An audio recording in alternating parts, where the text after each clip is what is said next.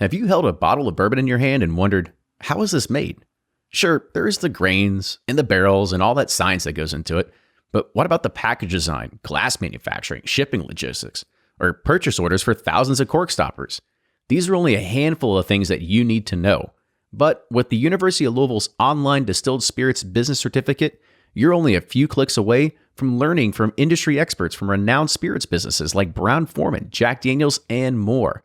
Learn more about this online 6-course certificate at uofl.me/bourbon pursuit. Well, listen, I always love drinking Irish whiskey in the heart of bourbon country. Oh, yeah.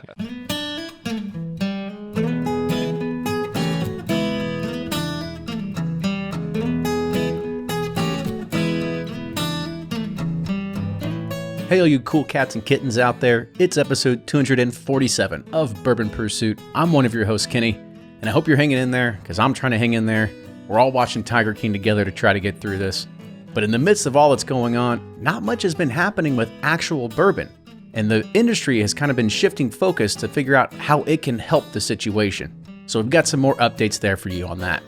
And as you know by now, with our reports last week that many facilities have turned over production to begin making hand sanitizer. Last week we reported that DISCUS, or better known as the Distilled Spirits Council of the United States, was working with the federal government on including distilleries into the COVID-19 relief plan. And they were successful.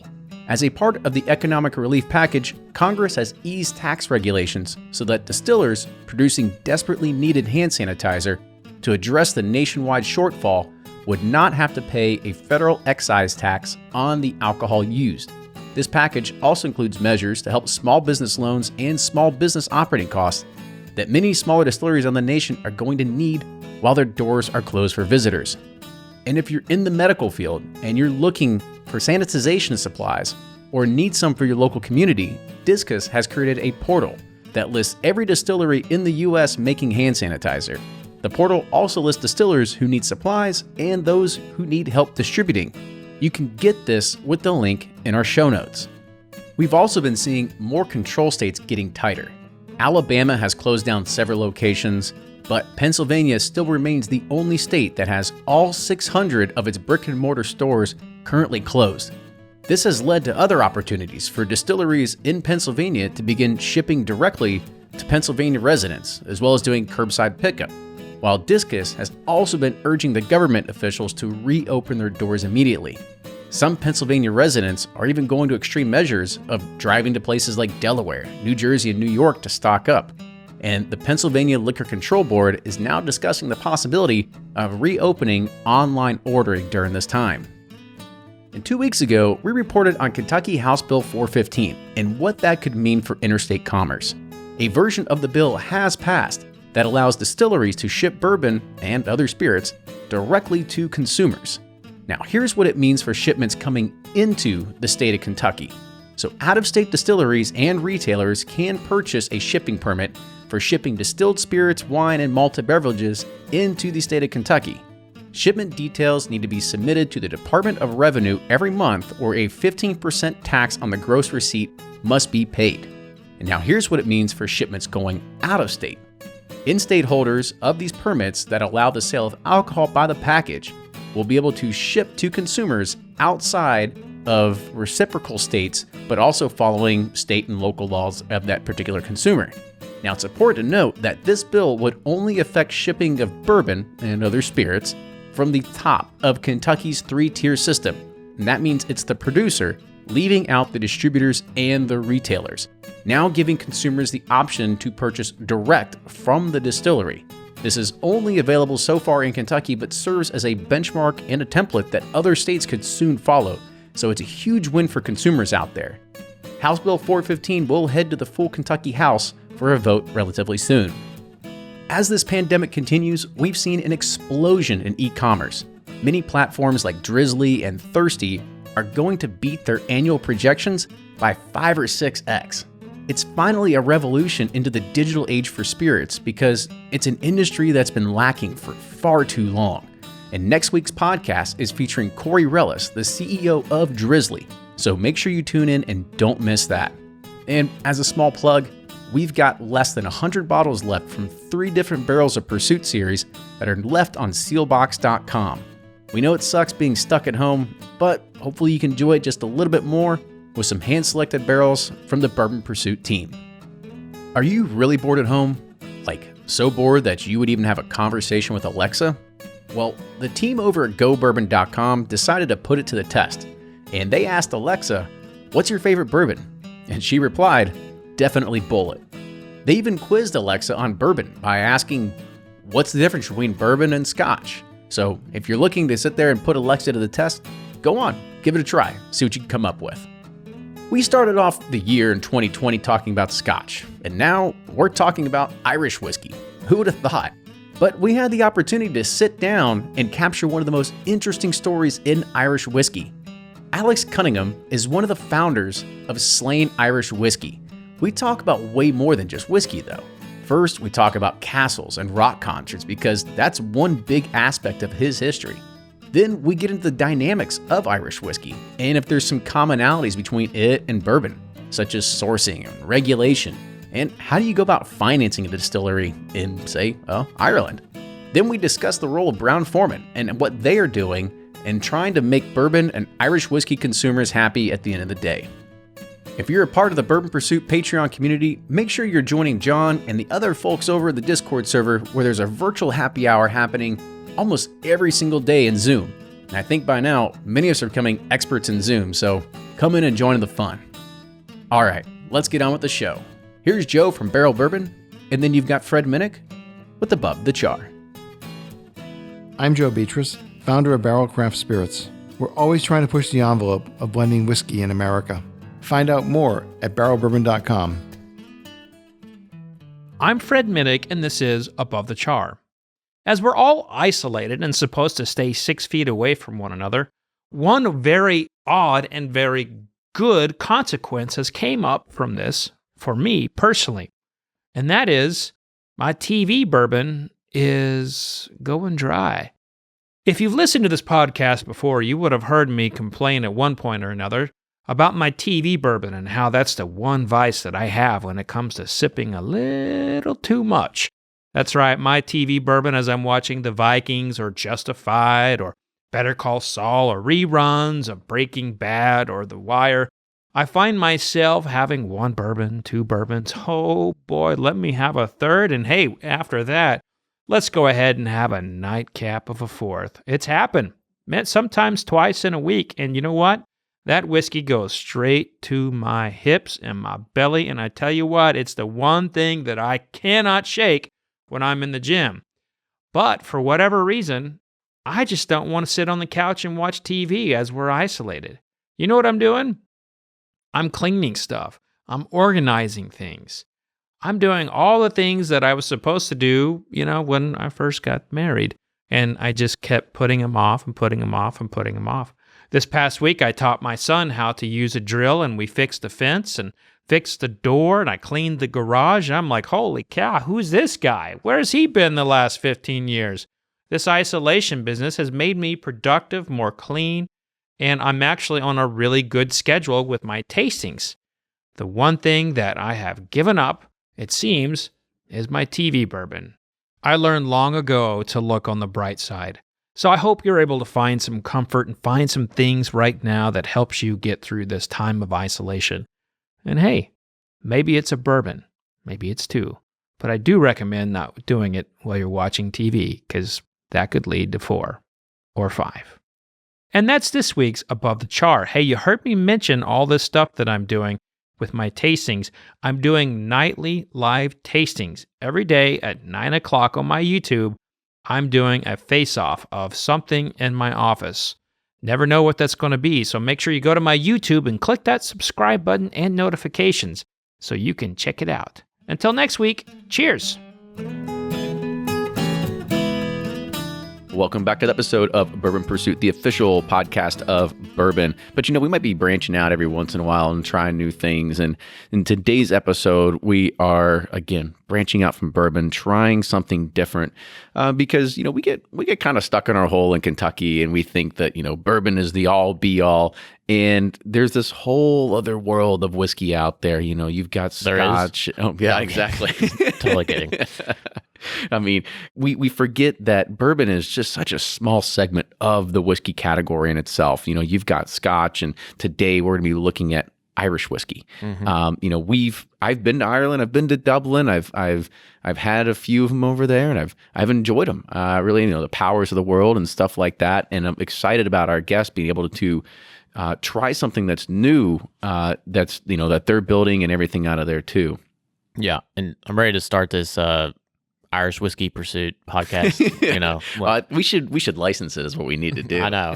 Everything Pursuit. But no, we talked about Scotch and rums, and Irish whiskey is one of the few things I have had and I kind of really enjoyed because it kind of reminds me of a lot of similarities in bourbon. Not so much, but it's more approachable, I guess, from a bourbon standpoint to make the transition to it. So, but the thing is, I know nothing about it as usual. Other than it comes from Ireland. That's about as much. It comes from Ireland and it's Irish. And yeah, so I'm excited to meet our guest. And this is a beautiful looking product and excited to hear what is Irish whiskey and about this product, and let's taste it. Yeah. Absolutely. So today on the show, we have Alex Cunningham. Alex is the co-founder of Slane Irish Whiskey. So Alex, welcome to the show. Thank you very much. Now, we had talked about this before because I thought I was going to butcher your name incredibly bad because it is spelled, this is Cunningham, by the way. And where we come from around here, it's like Cunningham.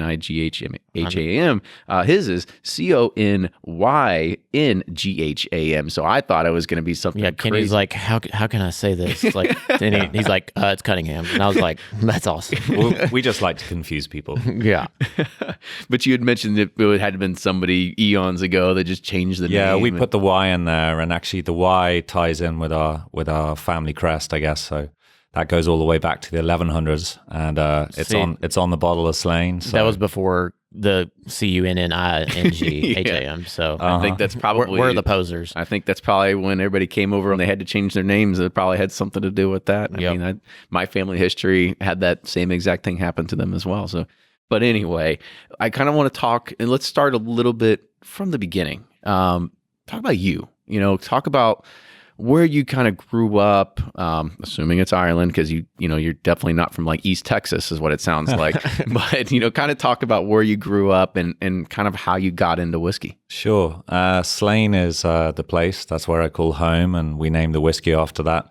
It's a stunning little village about 45 minutes north of Dublin in an area called the Boyne Valley. And believe it or not, Irish whiskey was bigger than Scotch back in the 1800s. And there were a lot of distilleries in the Boyne Valley because we are on limestone bedrock there. So we got great water. Oh, same as here. Yeah, exactly. There's a reason those Scotch and Irish like coming to Kentucky because they were after that water for making whiskey. It all familiar to them. Yeah, good horses too. We found the motherland, but it's hotter than hell here. Yeah, exactly. I think he's patting our egos a little bit, but it's okay.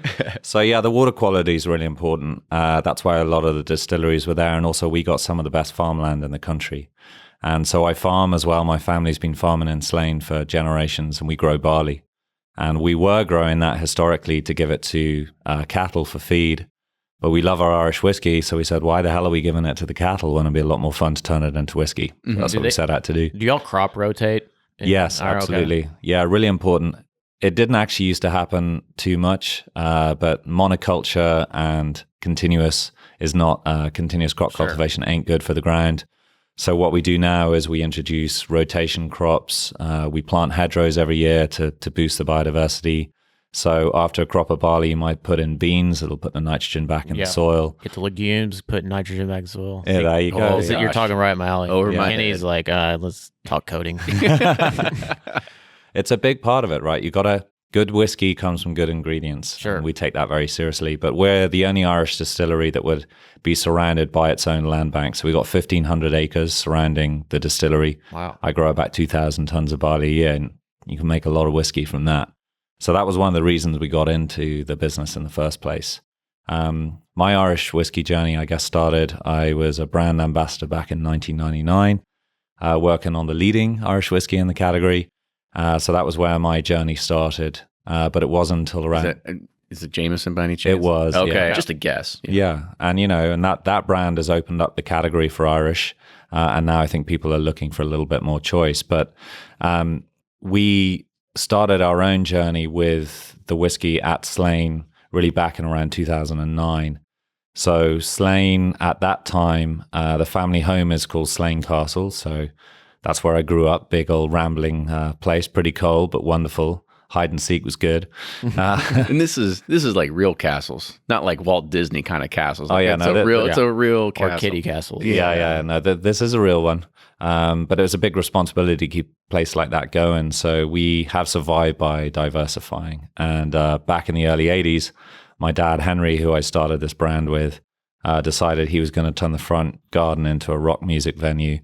And so we started doing rock concerts in 81 with... U2 were the opening act, that first show. Thin Lizzy headlined. Yeah, so that was good. Just out the gate, U2? Uh-huh. Well, they were just starting out. Everybody's got to start somewhere. And then since then, we've had everyone from the Stones, Bowie, Springsteen, and on 3 weeks' time, we're going to be having Metallica arriving. And man, we just went to Metallica. Did he? It's intense. It's awesome. Yeah. It's really good. Yeah, He's had the chance to meet all those people, but now he gets the opportunity to meet us. Like that's real this is the next level, right? This is the real high life. Yeah. We're the A++. Yeah, totally. So that's going to be a good show, and we'll be selling Slane to that crowd. So we're going to have a bit of fun. So we came out of rock and roll and capitalized on the awareness of Slane by adding value to the barley we grow ourselves and turning it into whiskey, which is something that we love drinking. But learning how to make it was a whole different journey. I want to hit on this rock and roll part a little bit more. So kind of talk like why did the idea of saying like, oh, let's just turn the front garden into a concert venue? It's like a field of dreams. We'll build it and they will come, Well, slightly. So Ireland was a pretty tough place in the late 70s, early 80s. We had some difficult times in the country, and Dad loved his rock and roll. And he had to find ways to bring extra income in that climate. And he just said, let's give a chance for everyone to forget about the troubles for a day and come together through music. And a promoter approached him from Belfast, and they didn't have any money to put the gig on. So a guy from the East End of London, who became known as Mr. Everythink, because everything's going to be all right, Henry. He put up the money, and they managed to put that first gig on. And then, we're now Ireland's leading outdoor music venue. How many people are we talking? About 80,000. Wow. Oh, wow. Okay, so it's a big garden. So it's like Oaks, or I forget it's like a castle. Like I got to keep that in my head here. Like it's pretty massive. Not Forecastle. But an actual castle. Yeah, so lots of people have made that journey to Slane, and now they get the chance to try the whiskey whilst they're there as well. So we're going to be smashing out some Slane cocktails on the day for Metallica. So it should be good fun. You got a particular cocktail you go to? Because around here it's old fashions and Manhattans. That's kind of the go tos, and you can mix it with a rye or bourbon. But kind of talk about like an Irish type of cocktail that's used with an Irish whiskey. Yeah, well, funny, there's a good amount of American influence in Slane, and actually makes a surprisingly good old fashioned. And I know that's maybe a little controversial, as we're hearing a lot of bourbon country. That's okay. But we got our blinders off. Yeah, there's some really nice heavy brown sugar notes in the liquid, and I think that works very well for an old fashioned. In fact, one of the better ones I've tasted had no sugar syrup in it at all. Mm-hmm. No, that's the way to do it. I mean, you no flavor additives or anything like that. Do you muddle the cherries, or do you kind of? I love a bit of muddling, Yeah. See, I'm a no muddler. No muddler for you? Yeah, but you got to do the Luxardos. Those are like, oh my god, they are delicious. Yeah. If there's no Luxardos, I'm like, send it back. Mm-hmm. No, I'm kidding. So geographically, where is Slane? So you're talking in between Dublin and Belfast on the east coast. We're a few miles inland, as I said, in the Boyne Valley. So if you're heading straight out from Dublin, about 45-minute journey. Mm-hmm. And we literally have the River Boyne, which is our water supply for the distillery, flows right through the farm. Okay. Well, with the rock, you met some cool people. I know, obviously us, but who are some of the most memorable, or do you have any stories like of festivals like that, come to mind? Yeah, well, when it comes to what happens with artists, what happens in Slane stays in Slane. It's like Vegas. But no, I have been lucky enough to meet some, and Dave Grohl springs to mind when the Foo Fighters played. He was an absolute gentleman. He's and coming here. He performed in the pouring rain and did an outstandingly good gig. Total gentleman. So, yeah, I think they love coming to Slane because it's a very special place. There's the benefit of the Irish crowd, but you got the backdrop of the castle and the river, and then now, of course, the whiskey. Added bonus. Mm-hmm. So talk about Irish whiskey. What makes, obviously being from Ireland, but what goes into an Irish whiskey that makes it, unique? So I think Irish as a category is seeing some really strong growth in this country, and actually it's doing pretty well in Kentucky for us. I think it's a very approachable category. So in terms of the definitions, we got a pretty extensive technical file that governs the rules of making Irish whiskey, and I won't go into too much detail, but what's different about Slane, I suppose, the distillery, is we actually make 3 different types of whiskey at the one distillery. So across the water in Scotland, you typically have a malt distillery or you have a grain distillery. Slane's actually got pots and columns. So we got 3 pot stills because we believe in triple distillation. And then we got 6 column stills because we're a protected heritage site. So we couldn't build 2 tall columns, which would be what you normally do. We had to split the 2 into 3, hence 6 columns. That allows us to make 3 different types of Irish whiskey. So you got grain whiskey, which is a little similar to, I guess, American, as in it's column distilled. It can be a mash bill, a malt, and other cereals. Then we make triple cereals. That's one we don't hear too often. You know, most people talk about different grains. You don't really hear cereals too often. Yeah. Is that an Irish thing or just? I guess is that an Alex thing? No, that's probably maybe a bit of an Alex thing. I am a farmer, so I guess we grow different cereals on the farm. Primarily barley, though. But the pot stills that we have, we make 2 different types of whiskey out of that. We do a triple distill malt whiskey, which is from 100% malted barley. So that's kind of similar to Scotch. But then we do something called pot still, which is only made in Ireland. And you take a malted and unmalted barley in the mash bill and you run it through the pot stills. And that leads to some really big, charactered, kind of quite oily, delicious whiskeys that develop dried fruit notes as they get older. And we are making that at Slane now, but it's going to take a bit of time for those to be ready. So that's a few years away. What we're focusing on now is our Slane blend. And I think you asked what makes Irish whiskey. Not all Irish whiskey is triple distilled, but a lot of it is. And we believe in that too. And that delivers a really lovely, smooth, accessible character. But what we've done on top of that is we've developed a triple cask maturation. So that adds character. So triple distill for smoothness, triple cask for character. What do you mean by triple cask? So like, is it entering 3 different? I'm sure it says it right here on the label. Let me see. So we've got, I see virgin, seasoned, and sherry. Okay, so it is right there on the label. Yeah, so 3 very different animals. So does it go through each cask separately, or is it like a blend of these 3 different casks? No, so it's a little bit like when you're mixing your music. We like to do them separately so that you get a lot more control, because then when it comes to the blending of the 3, you can actually fully dial into the impact of the 1 barrel. So this is not a sequential. We're not taking the same batch and running it through all 3.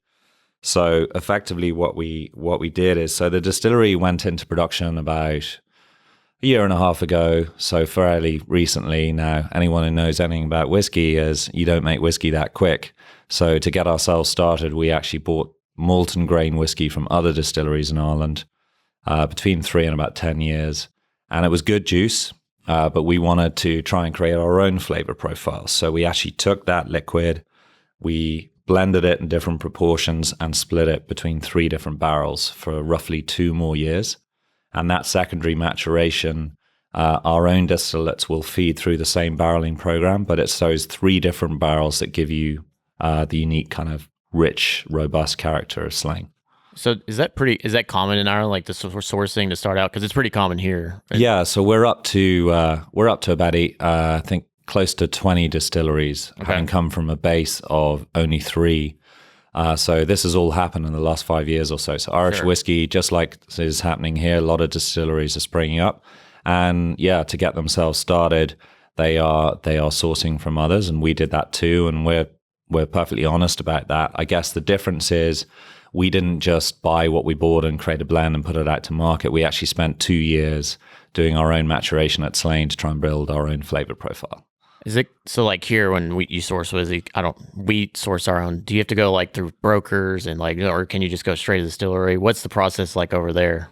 To buy the whiskey? Yeah, to buy the whiskey. Yeah, I mean, at one time, Irish whiskey, because of the growth that was going on, it was pretty hard to get supply. But we were lucky enough that we did get some good juice, and some of it was quite old as well, which wasn't easy, and we paid a pretty penny for it. But again, we wanted to deliver. When Slane launched, we wanted the best possible liquid, and that's why we bought good whiskey to start with, and did spend that extra 2 years staying out of the market to add that triple cask character.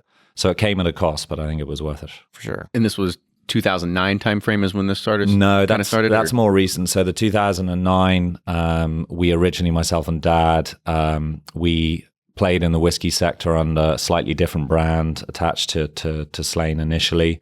So we worked with other distilleries at that time. And then there was big changes in the industry in about 2012. Big acquisitions happened, and we actually lost our supply at that stage. And then we did what I had always wanted to do, which was to build our own distillery. Because ultimately, the only way to have full control and credibility, I think, is to build your own distillery. And it was a bit of a crazy journey to get there, but we did. Mm-hmm. So when you approach your dad, you're like, we're going to start a whiskey company or whatever. What was his initial reaction? Yeah, I mean, look, if you grow up in a place like Slane, Dad always taught me, you are never going to own this place. You're just protecting it for the next generation. So that long-term vision, you need that in the whiskey business. So nothing happens in a day. So people thought we were a bit crazy. It was actually Dad's idea to start it. And Dad is a maverick. I mean, he was the guy who opened the front garden and invited Thin Lizzy to come right. stomp around. So he wasn't... Thin Lizzy's not a good band, huh? Yeah, well, one of that great tracks, Whiskey in the Jar, which Dad used to love playing in the nightclub, which we also had in the castle back in the day. So whiskey was always... We need to go to the castle. Yeah, whiskey was always at the forefront. We got to get out of Louisville. Can we fly back with you? Yeah, sure. I got a big suitcase. But no, Dad, it was Dad's idea to start the whiskey because he put Slane on the map through the gigs, and we wanted to find a way to, I guess, capitalize on that.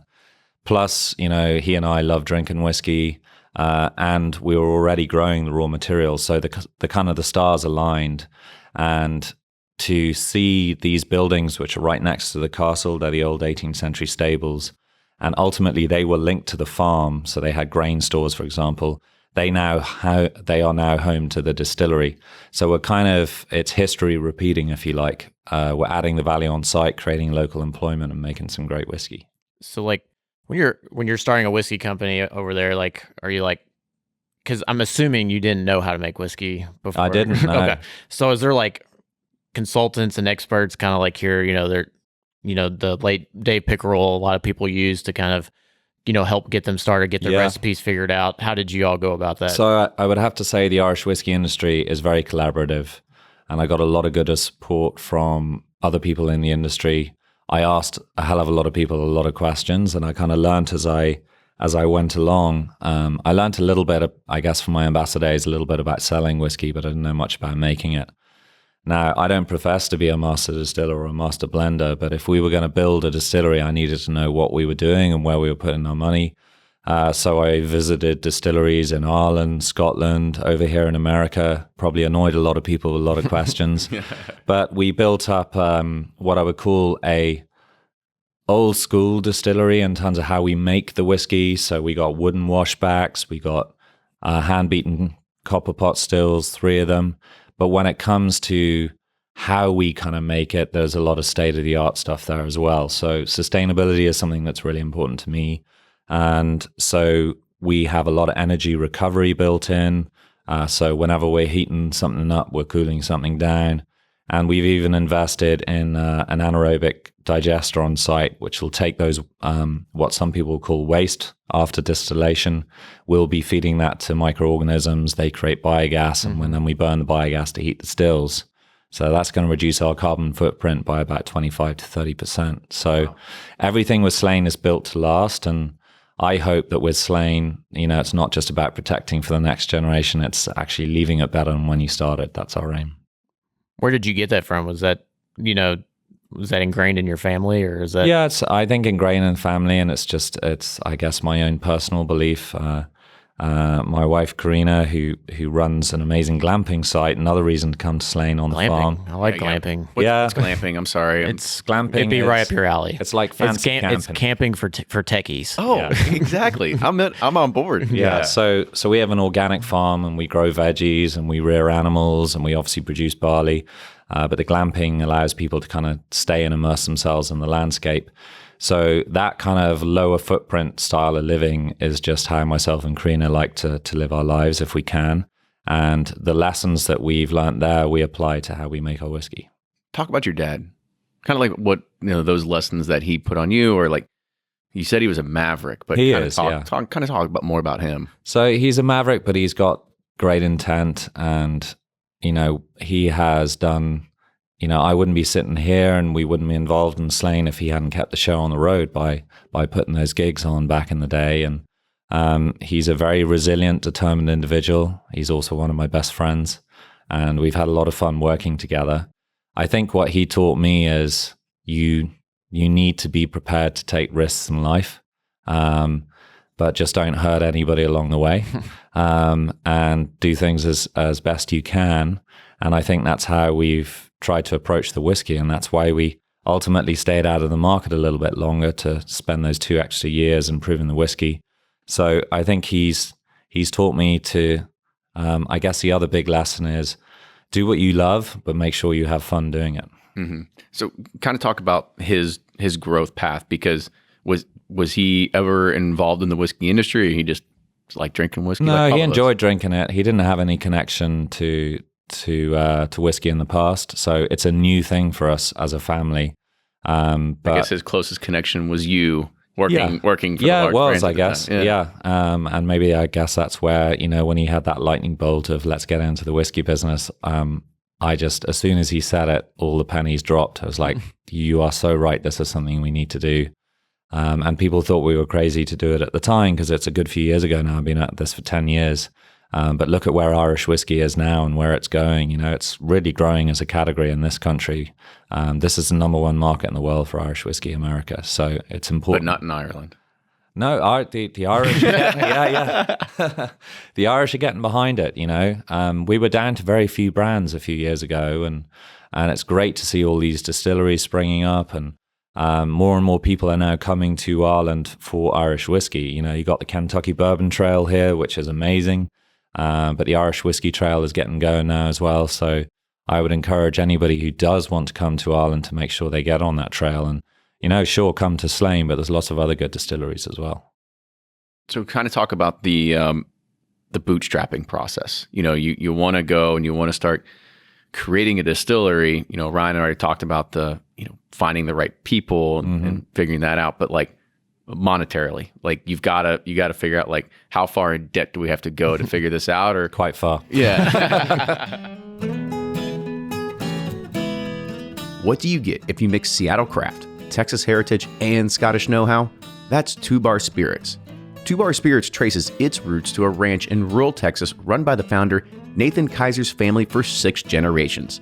Nathan grew up on the ranch with stories of relatives bootlegging moonshine, and after moving into Seattle, he wanted to keep the family tradition alive, and he opened 2 Bar Spirits in 2012. They're a very traditional distillery, making everything from scratch, and each day starts by milling 1,000 pounds of grain. Their entire product lineup consists of only 2 whiskeys, their moonshine and the only bourbon made in Seattle. Both bottles are being featured in Rack House Whiskey Club's next box. Rack House Whiskey Club is a Whiskey of the Month club, and they're on a mission to uncover the best flavors and stories that craft distilleries across the U.S. have to offer. Rack House ships out 2 of the featured distillery's finest bottles, along with some cool merchandise in a box delivered to your door every 2 months. Go to rackhousewhiskeyclub.com to check it out and try some 2 Bar for yourself. Use code PURSUIT for $25 off your first box.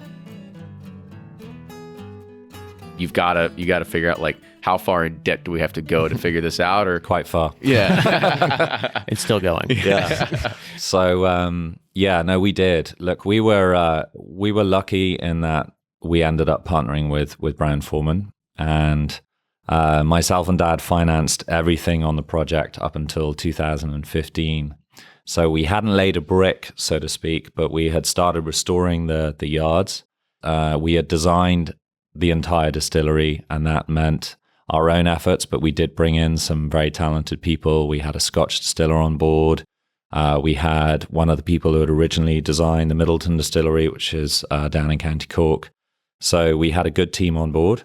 And one of the prouder moments actually was when Brown-Forman came on board, and we shared our technical designs. We kind of expected, hey, we know what we're doing, making whiskey. We'll do it our own way. But actually they took the design as read and made a couple of modifications on energy recovery that I hadn't spotted, but generally they took it as read. But financing it was tough up until that point, and we had to pay the deposit on all of the stills.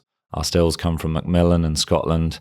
There's only 2 makers. There's none, sadly, left in Ireland, but there's Forsyth and Macmillan. We went with Macmillan, and that was a pretty penny to pay that deposit. And had we not done that, we would have lost our place in the queue because there's such demand for stills.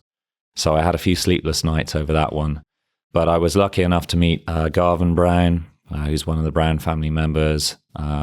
And we had an amazing lunch where we spoke about the potential for Irish whiskey, but actually more about what it means to be a family business and thinking about the next generation. And ultimately that led further down the road to getting a deal done. And we got that done in 2015. And pretty much as soon as we signed that deal, we started building the distillery. Who made that initial call or initial meeting? Like, were they seeking you an Irish whiskey coming out, or were you like looking for investors to kind of help get you past that the dip, in the business that I call? Yeah, Brown-Forman was a company I'd admired for a long time, and I knew they had publicly stated they wanted to get into the Irish category. So I guess we both had something the other party wanted, but ultimately you're like, I got exactly what you're looking for. Yeah, but that's not always enough. It comes down to the people, and ultimately it's about relationships. And myself and Dad felt comfortable working with what is essentially another family business. And not only that, they know how to make great whiskey. And what's really exciting about what's happened with Slane, our blend, is actually the barrels that they bring to the table as well, because we have, I guess, an advantage over some of the other brands in terms of those barrels that we can access. Mm-hmm. You have an endless supply. I've seen it. Yeah, we do. We have an endless supply, but it's not just the level of supply, it's the quality that goes with it. Sure. So we've been able to tap into some barrels that others just can't. I'm always interested in, because I'm an entrepreneur, but not nearly on your all scale. But like when you get absorbed by not absorbed or purchased by another company, what's it like? Like, because you're doing everything you can to hustle and bustle to make it work and do everything, and every decision goes through you. But now you have a parent company to kind of like guide you and teach you. Like, how's that like? Because you're like, well, I know what I'm doing, but they're like, no, we know what we're doing. So what's that relationship like? Yeah, it's a transition, I guess. It's an intriguing question. I think a good one. When you've, I remember in the early days when the phone would ring, and it'd be like, hello, welcome to Slane Whiskey, and they're like, can I speak to your marketing department? It's like, yeah, sure. Hello, this is the marketing department. So you get the dollar. So you hit the beep. Yeah, totally, let me check to see if they're in. Yeah, completely. That's how it works, right? And you're fighting as a small, and then suddenly you get all of these resources and additional people. For me, it's worked really well because they have been incredibly inclusive. I'm still very involved in everything from liquid decisions to how we communicate about brand and how we behave. So I think the key to success is making sure that you respect and include what you started with. And it's gone better than expected. They're really good people to work with. So they kind of help embrace your core principles. And absolutely. Core values Yeah, but they bring so much to the table. It's not just the barrels. They got great technical expertise. So when we were putting the blend together, it was a collaborative approach between Ireland and some of the expertise over here, and that worked really, really well. So I think I'm happy with where it's landed. For sure. So how big is the operation now that's over in Slane? So the distillery can produce roughly, we're not up to that yet, but if it could, probably about the equivalent of about 600,000 cases of whiskey a year. But we're warming up slowly. You got to age, right? Yeah, you got to age. So if there's one thing you need in this business, it's patience. Oh, yeah. But because we make 3 different types of whiskey, and we're planning for the future, as well as supplying stuff that will feed into the blend, we're pretty busy. We're not up to capacity yet, but production's certainly ramping up. So with bourbon, like typical is, all right, at 4 we can start selling it. What's it with Irish? The rules are kind of 3 years and a day. Okay. But I would never want us to release anything until it's ready, and that's kind of the key, is just give it the time it needs. Having tasted a lot of Irish, I think certainly over 4 at a minimum for the grain, and then the malt is going to take longer, and then pot still actually takes the longest. So that's why our launches will come over give me 20 years, we'll have a whole range, and I'm looking forward to that, but we just focus on the blend for now. Very cool. Well, let's try it. Yeah. Let's actually. Too right. We've done a lot of talking. We need to do something. Yeah. So do y'all have like a cheers thing in Irish? Like, Yes, you do. do. What was the Scotch one? So it's similar. It's all derived from Gaelic, okay? So Scotch Gaelic and Irish Gaelic are reasonably similar. But in Ireland, it's a little different. So it's sláinte. Sláinte. All right, we'll slaunch here in a second. Okay. I don't think that's actually a word, but I made it one. So kind of talk about the whiskey a little bit. Sure. Okay. So firstly, it's an Irish whiskey blend. So blends account for a good proportion of Irish whiskey volume that is sold. Blend means you're putting 2 different whiskey types, in this case, together. So you're putting malt whiskey and grain whiskey in the same blend. However, what we did was the whiskey that we originally purchased would have all been in American whiskey barrels, which the vast majority of Irish and Scotch is matured in American whiskey barrels, because you guys can only use them once here, and we are very grateful for that. Thanks very much. We're not very sustainable here. Well, do you know what? It's fine, because those barrels do not go to waste. Sure. We say thanks a million, we'll have those. Right. So they come over to Ireland. So that had all been in American whiskey barrels. But as I said, we then spent 2 years doing a secondary maturation, which is the triple cast. It brings all this lovely character. So when we're tasting Slane, probably makes sense to talk about these barrels individually, and we can try and pick up some of the notes that are there. So guide us through this. Will do. So start on the nose. Now, probably one of the things that's going to hit you strongly is this lovely vanilla hit. Nice, rich, heavy vanilla. Yeah, for me, it's like a boozy banana Foster. Like, if you had bananas Foster. Now you're talking my language. Yeah, it's like real boozy with we talked about the caramelized sugars, the torch just got off of it. Yeah, I like that. And actually that delves into the second barrel. I'll focus on the first one first. No, you're totally right, because the banana Foster note is absolutely where you're at, and I'm delighted you picked that up. The vanilla hit that comes first is really coming from that first barrel, which is a virgin American oak, made right here in Kentucky at the Brown-Forman cooperage. Now, what's special about this barrel is it's customized specifically for Slane. So all of the research and development that Brown-Forman have been able to do on different levels of toasting and charring is fed into this barrel. So it's like it's a heavy toast, medium char. And that toast is really what makes the difference, because it helps to draw out the vanillins that then become vanilla. Mm-hmm. So using virgin oak for an Irish whiskey blend is pretty unusual. I was about to say, because most probably aren't doing that at all. No, they're not. But what is unique is this barrel was made specifically for us, for Slane. And it does deliver that really lovely kind of aromatic vanilla hit on the nose. Now, you mentioned the banana Foster, and that kind of moves really neatly into the second barrel. So our second barrel we call seasoned. Now, seasoned, as you probably know, that's just a term that means someone was living in that barrel before we got it. And it's an old veteran. Yeah, exactly. In this case, so it is American whiskey. Most American whiskey barrels, a lot of them end up in Ireland. However, the challenge with that is if you're an Irish distillery, you're typically going to be buying your barrels maybe through a dealer, say Kelvin Cooperage, for example, or you might have a relationship with another distillery or distiller, say Heaven Hill, or in our case, Brown-Forman. But the challenge is that they actually make lots of different whiskeys. Mm-hmm. And there ain't really any track or trace. So when those barrels arrive in Ireland, you don't know exactly what whiskey, liquid has been put in the barrel. bourbon, Completely. yeah. So the way the industry deals with it is by blending it all together. However, because of our relationship with Brown-Forman, we're able to focus in on particular barrels. So we're primarily using, as our seasoned, we're primarily using a Tennessee whiskey barrel or a Jack Daniel's barrel. And that delivers very particular flavor notes. Also, those barrels have to be shipped wet because otherwise they're going to dry out and leak when they arrive in Ireland. So there's a little bit of liquid in there, and we are not throwing that away. We're just pouring our whiskey in on top. So the net result is you're picking up some of those lovely flavors. So ripe banana is absolutely coming from that barrel. And then Irish whiskeys blends tend to be nice and sweet, but that sweetness can go from like a nice light clear honey to a much heavier dark brown sugar. Nothing that comes out of Slane is light or fluffy. We're in the business of kind of rich and complex. So I wanted us to get to a heavier sugar note, and that's where that second barrel, the seasoned barrel, really comes in.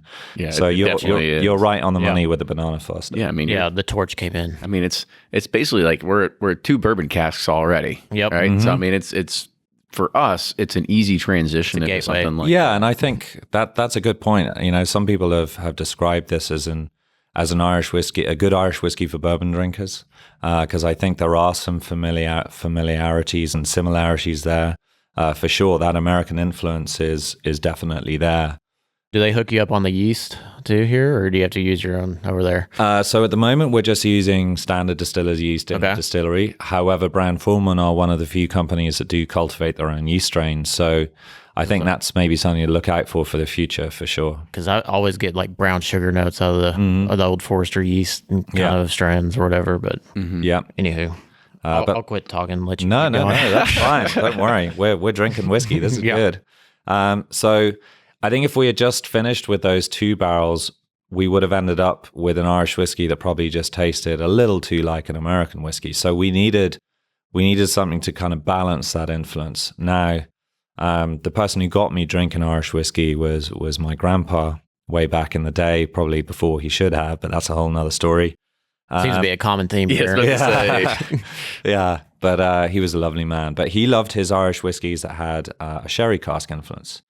Now, quite a lot of Irish whiskey does have a sherry cask influence, and that really stems from our history where before American whiskey took off and all of those lovely barrels became available, we would have used what was coming into the country, which was wine, port, and sherry. So out of those ones, the sherry ones were the ones that really captured my imagination in the early days of drinking whiskey, and that's kind of stayed as a theme. So at the time, Brown-Forman didn't know, I guess, too much about the sherry side of things.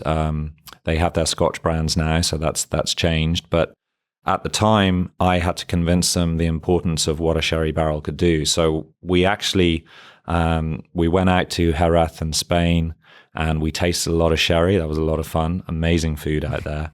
But I love Spain. Yeah, oh, fantastic. But what a sherry barrel does for Irish whiskey is it adds this fantastic body and depth and lots of color. So we're talking about an Oloroso sherry cask. It's been seasoned with Oloroso for a full 2 years before we even look at it. It's then shipped wet over to Slane, and again, we pour our whiskey in on top. And very quickly, it starts to take on lots of lovely color and these characteristics. So going back on the nose, behind your banana Foster and the vanilla and those lovely sugar notes, you may pick up a little bit of almost like a raisin or a kind of date note, maybe even a little bit of fig. So you're kind of getting into dried fruit territory. And that's the primary influence of that sherry cask. And Also get like a graham cracker kind of Yeah. smell on it. That's probably from the barley. I didn't know what a graham cracker was until I came to the States, but I get you. Yeah. I'm there. I'm sorry, I don't know common terms. Nah, it's okay. No, I totally get you. But on the palate, so I find... Oh, that's easy. That's easy to gravitate towards. Yeah. So Irish That's dangerously is smooth. delicious. Good.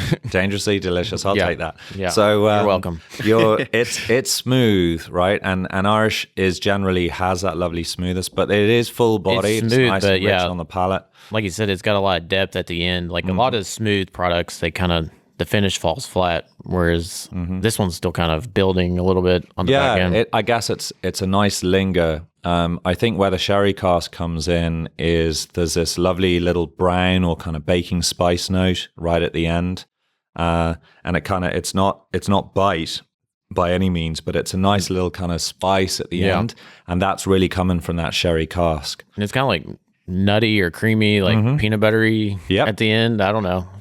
You're pulling all the stops today. But so this is I was looking at the bottle. So this is 40%, so 80 proof, correct?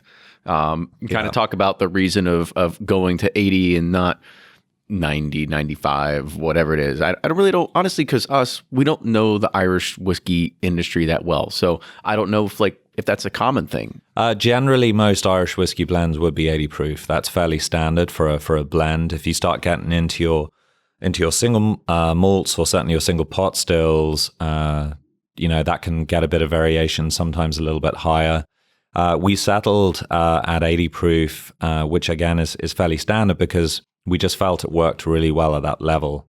Now it is strong enough to hold up. One of my favorite ways of drinking Slane would be on the rocks. So in that way, it behaves a little bit like a bourbon. And it needs it. I guess, I mean, look, nothing wrong with it neat. And you have this with a banana pudding or something like that. It's fantastic. But put it on the rocks and it holds up. It doesn't wash out. And that was really important when we put this together. So it is designed to be a whiskey that's good on its own, but it's not going to get lost in a cocktail or get washed out when you throw some ice at it. What's a typical proof when you're dumping these before you cut it? So typically, we put it into the barrel at about 62.5 alc full. So that's what, 120, and doing my maths quickly in my head. Yeah, I'm terrible. Yeah, around 120 proof. We use Excel, a little higher. And depending on what style of whiskey you're making, so our malt would be taking off at pretty high proof, around 160 or so, and then we're going to reduce that down. The grain whiskey element is very high. I mean, grain whiskey is not far off what you'd be doing grain neutral. So you're talking about 96, 97% alcohol. So it's very strong. So you got to reduce that down again to around 62.5% alcohol vol before you put it in the barrel. And then what's the kind of aging that you're looking to do, or what's in this bottle today? I mean, we already learned that it's got to be 3 years and 3 years in a day, or 3 years and 3 days to 3 years. 3 years and 3 years in a day. So so in terms of maturation, the key to this product is that triple cask for extra character. So it started out living in an American barrel for a good number of years. So the malt and the grain, they were all, the stock we bought was different ages. Some of it was up to 10 years old. And then we're adding extra time on that with the triple cask, which is roughly 2 years. So that gives you an idea of how old some of the whiskey is in that blend.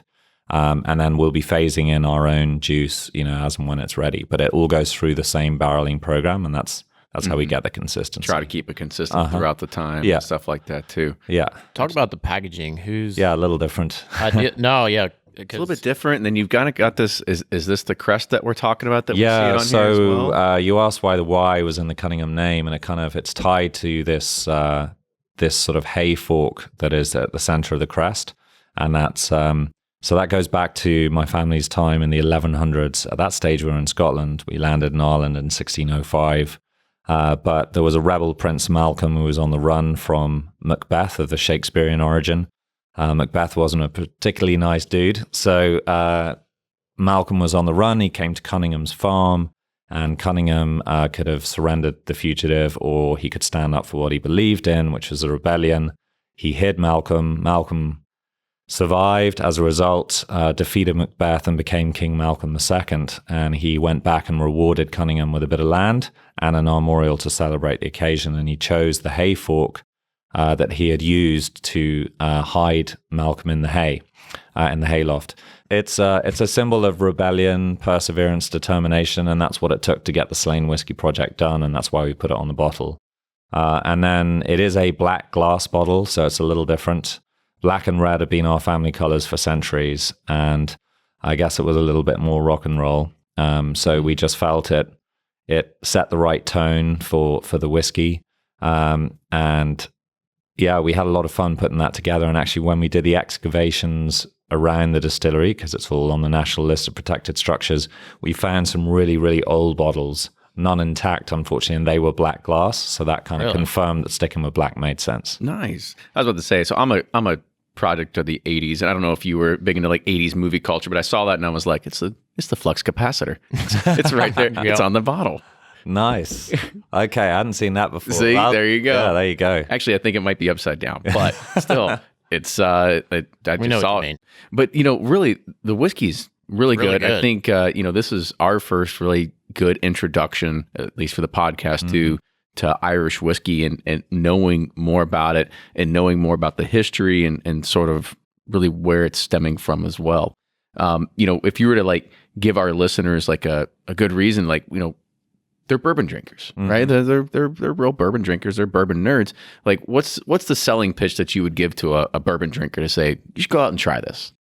I think if you enjoy bourbon, you're going to enjoy trying Slane, because bourbons generally are very much flavor forward.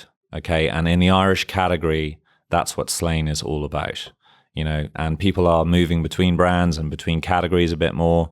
If you want to step outside of bourbon and get something that has an element of familiarity, but is going to give you something a little bit different, and Slane's a good call.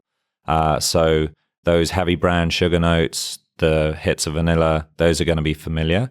But you add in that heavy dried fruit notes, a little bit of spice that's coming from the sherry. That's going to be a nice, I guess, step away without having to jump too far. Mm-hmm. Absolutely. Yeah, it's one of the richer kind of Irish whiskeys I've ever had. I've had Powers, and I've had dabbled into like Redbreast, stuff, but it's definitely got more depth than I remember of other Irish whiskey products. So very impressed. Well done. Thank you very much. Well, it's we had a lot of fun putting it together. You knocked out Shakespeare, you got a concert, so now you've knocked out a whiskey brand. So what's next? Really. Wait, how can you even top this? Good question. I think by focusing on our ultra premiums further down the road. So give me a decade, I'll have more to talk about in that regard. And so with the ultra premium category, because we don't really know the Irish kind of ultra premium category, like what's that look like, and in your vision, what would that entail as well? So I think in 20 years' time, we're going to be all talking about the Irish answer to Scotch single malt, which is pot still. So single pot still whiskies, which bring that unmalted barley into the mash bill, create this really lovely, rich, complex, quite oily, characterful whiskey. And we are making that at Slane. So we just made our first batches not too long ago. The new make is fantastic. So when that hits the wood, it's going to lead some great whiskey.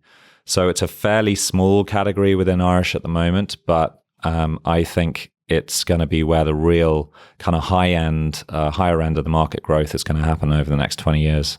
So watch this space. Mm-hmm. Stay tuned. So what's a price point for a product like this?